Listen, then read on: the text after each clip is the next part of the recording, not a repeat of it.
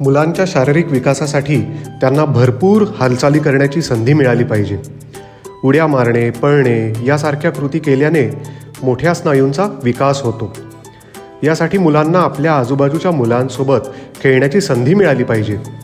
यासाठी पालकांनी आपल्या आजूबाजूला राहणाऱ्या त्याच्या वयाच्या मुलांना मुद्दाम घरी बोलवावे. मुले एकत्र खेळत असताना भांडणे पण होतात. त्यांची भांडणे त्यांनी सोडवल्यामुळे आपल्याला हव्या असणाऱ्या गोष्टींसाठी तडजोड करणे, वाटाघाटी करणे, दुसऱ्यांच्या भावना समजून घेणे हे त्यांना जमू लागते. आज आपण उडे खेळूया, ठीक आहे? तर अगोदर पुढे मागे. आता थांब. आता रितू तू पुढे आणि मागे. आता मागे. अप्पू तू पुढे आणि मागे. ये मागे. ये मागे.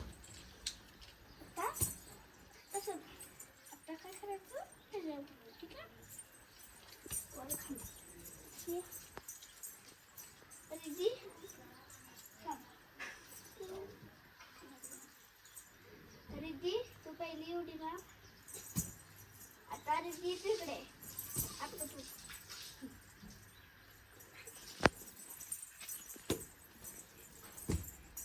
या खाली.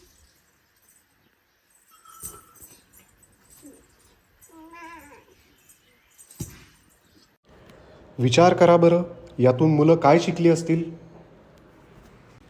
यामुळे मुले इतरांचे ऐकायला शिकतात. एकत्र मिळून कृती केल्याने मुले पुढे समाजात मिसळायला तयार होतात. खेळताना होणाऱ्या भांडणातूनही मुले संवाद साधायला शिकत असतात. चला आता भेटूयात पुढच्या भागात मुलांसाठी नवीन कृती घेऊन.